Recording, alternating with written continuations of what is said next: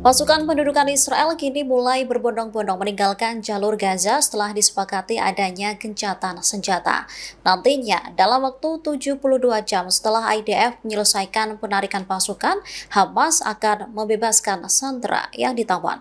IDF diperkirakan akan menyelesaikan penarikan pasukannya ke garis penempatan yang disepakati di Gaza. Selain menarik pasukan, militer Israel juga akan menangguhkan semua operasi militer, termasuk pemboman udara dan artileri serta operasi darat di dalam jalur Gaza. Setelah itu, Hamas nantinya akan membebaskan 48 sandera yang ditawannya. Pertukaran sandera dimulai dengan 20 orang yang diyakini masih hidup. Namun, pertukaran sandera ini mengalami kendala. Hamas memberitahu para mediator bahwa mereka tak tahu di mana beberapa jenazah sandera yang terbunuh berada.